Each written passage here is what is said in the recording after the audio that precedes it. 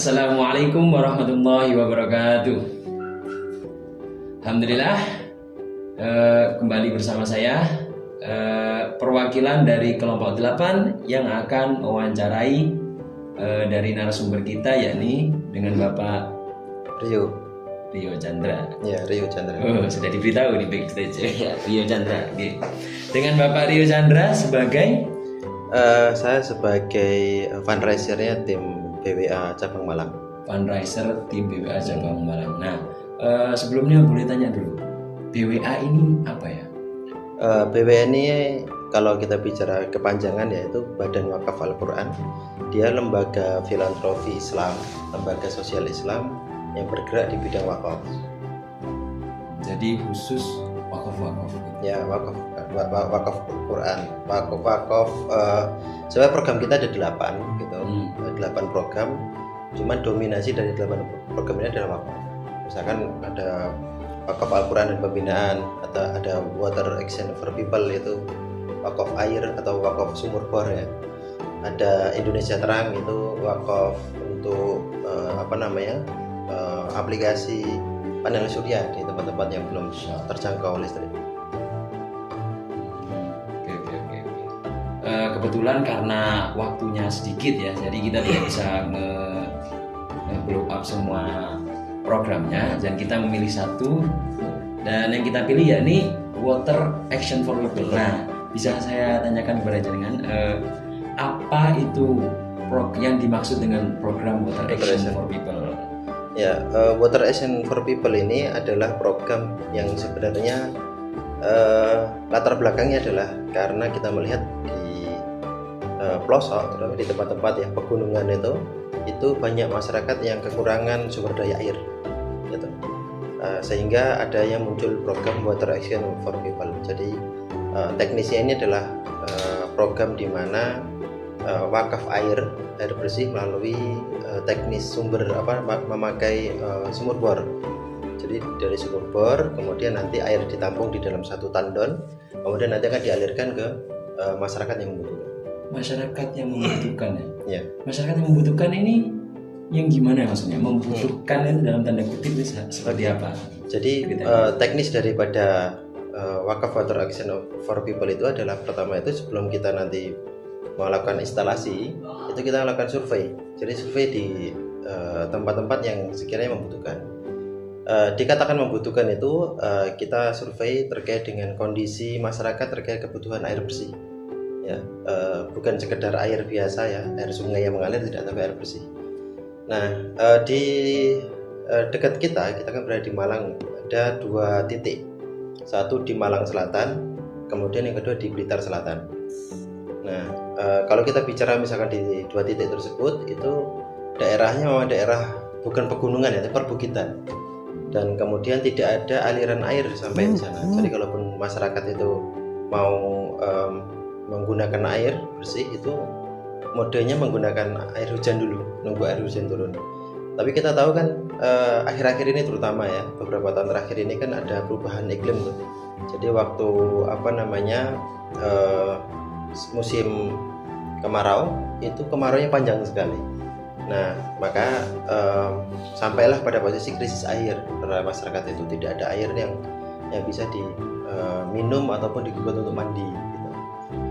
Nah, ini kalau kondisi semacam inilah butuh bantuan. Nah, bantuannya salah satunya kami hadir itu adalah untuk sebenarnya memenuhi problematika yang ada di masyarakat berupa air bersih tadi. Menghadirkannya ini seperti apa? Apa misal membeli produk brand air minum terus dihadirkan gitu aja, diserahkan kepada masyarakat, atau menyediakan sumber-sumber air baru di daerah-daerah yang kemarau tersebut, atau bagaimana?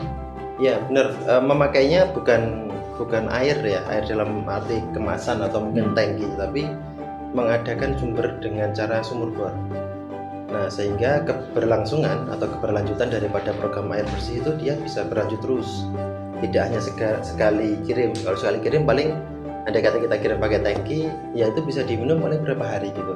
Nah, kalau kita pakai sumur bor kan dia masih bisa terus dipakai terus sampai di kemudian hari gitu. Selama air di dalam air tanah itu masih tercukupi gitu. Program ini sebenarnya juga menjangkau di seluruh Indonesia ya. kalau tidak salah tahun 2024 itu ada 38 titik ya, air sumur bor water action for people. Tantangan terbesar menjalankan program ini apa? Ya pertama itu kalau kita bicara tantangan terbesar ya, itu akses daripada segala sarana prasarana. Jadi kita membicarakan misalkan ada satu titik untuk kita lakukan kegiatan water action for people. Tapi ketika nanti kita melakukan teknis itu kan kita harus kirim alat berat, kirim peralatan yang digunakan untuk bor gitu, dengan kedalaman sekian meter ya, sesuai dengan kaidahnya itu tidak mudah untuk kirim alat, karena tidak bisa pakai hanya sekedar truk seperti atau mungkin pickup atau truk yang sekitarnya bisa kita lihat itu, tapi harus pakai diangkut dengan mobil yang truk besar yang digunakan untuk mengangkut alat berat itu. Nah kalau tantangan pertama di situ, kalau kita biasanya melakukan program ini itu di tempatnya di bukit, di pelosok begitu, yang akses jalannya bahkan mobil pun sulit untuk lewat gitu. Jadi untuk mengangkut sarana prasarana peralatan tadi itu sudah sebagai tantangan tersendiri yang pertama. Kedua, program ini kan sebenarnya programnya umat yang digunakan, yang diperuntukkan juga untuk umat gitu. Jadi program ini adalah sebenarnya bukan kami yang mengadakan, kami hanya sebagai penyalur saja gitu daripada pewakif. Jadi ada umat yang punya kelebihan harta, dia mewakafkan hartanya untuk program water action for people, kita melaksanakan program itu. Nah tantangan kedua adalah terkait dengan pewakif ini gitu. Tidak selalu kita semua project itu langsung terpenuhi gitu. Misalnya menunggu waktu sekian bulan baru nanti bisa terlaksana, karena menunggu biayanya kan ada dulu gitu. Ada dulu. Itu yang mungkin paling pokok, dua problem utamanya yaitu dua hal ini. Maka kalau kita bicara tempat water action for people itu kalau sampai di Indonesia Timur atau di pedalaman Kalimantan, di Jawa itu tentu teknologi di mana-mana kan gitu. Di NTT misalkan kita pernah ada di desa Aoi Katupa namanya, tempatnya itu di pelosok sekali di NTT pedalaman gitu. Datangkan teknologi sumur bornya aja sudah bentuk tantangan. Yang kedua, mengantarkan sampai ke tempat tujuan itu sudah bukan suatu usaha yang mudah. Dikasih gambaran nggak cerita-cerita selama penyaluran Wakaf Water Action ini? Ya, yang mungkin bisa kami share itu salah satunya ini di yang tadi saya sebut di Aoi Katupa itu mereka mengalami kekeringan sampai 25 tahun. Dan kalau mereka mau perjalanan mencari air bersih itu kalau tidak salah 5-7 kilo mendapatkan sumber air gitu. Sumber airnya itu bukan sungai ya, tapi bentuknya sumber air di tanah yang ada air yang keluar dari tanah, sumber lah gitu, sumber dari tanah. Nah itu pun jumlahnya juga bukan besar, tidak kayak danau gitu ya, paling ditampung di jerigen gitu, nanti diangkut oleh warga gitu. Jadi itu cerita yang begitu bagi kita yang punya sisi kemanusiaan itu pasti tersentuh ya, begitu sulitnya. Nah kemudian hadirnya program ini itu membawa keceriaan kepada masyarakat. Nah ini sisi lain, kita kalau melihat itu segi kemanusiaan kita pasti akan merasa wah luar biasa ya, sebagai manusia itu kita merasa ada kepuasan tersendiri. Masya Allah. Dan kita bisa membantu masyarakat itu yang sangat kesulitan. Berarti secara tidak langsung lagi mengamalkan sila kemanusiaan ya, Pancasila ya. Pastilah, itu kan otomatis ya, kita melakukan itu kan sebagai bentuk program kemanusiaan, dan itu kan tercermin di dalam nilai-nilai di dalam falsafah Pancasila itu sendiri. Terakhir, ada pesan nggak yang bisa disampaikan kepada masyarakat tentang pentingnya akses air bersih? Tentu air bersih inilah sebagai kebutuhan pokok. Ya tanpa air bersih tentu tidak akan bisa hidup manusia, tanpa air ya, tanpa air minum. Kan kalau menurut penelitiannya secara ilmiah itu manusia mungkin bisa tahan tidak makannya sampai 7 hari. Ada pernah kasus tidak makan sampai 20 hari, itu masih bisa hidup. Tapi kalau tidak minum itu maksimal ya 2-3 hari aja.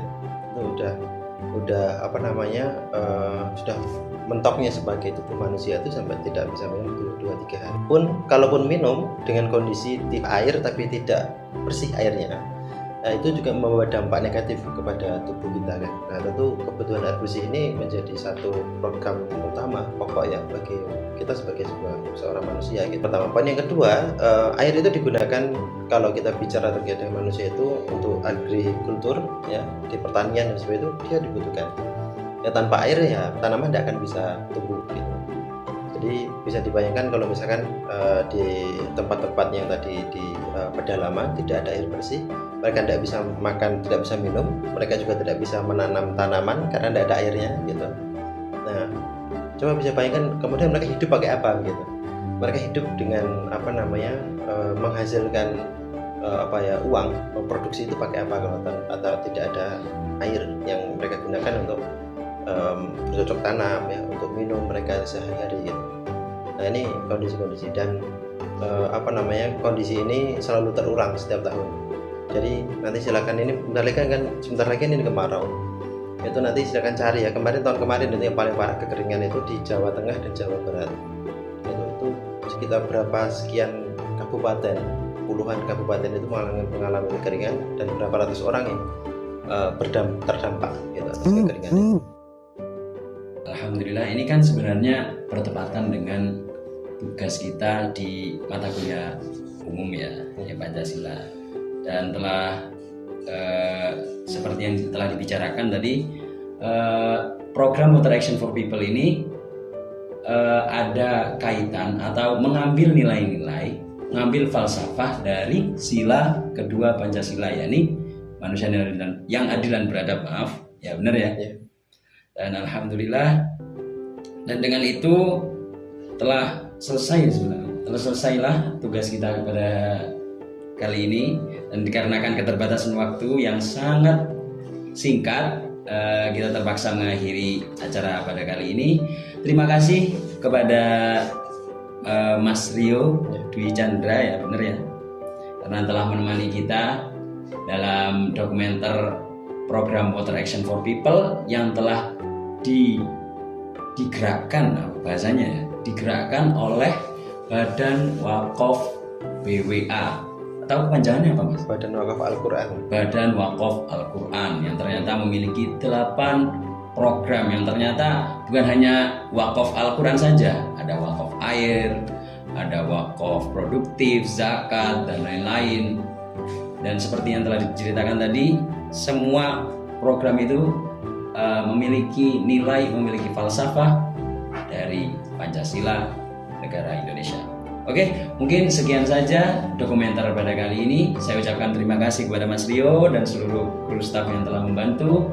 Saya akhiri, alhamdulillah, dan wassalamualaikum warahmatullahi wabarakatuh.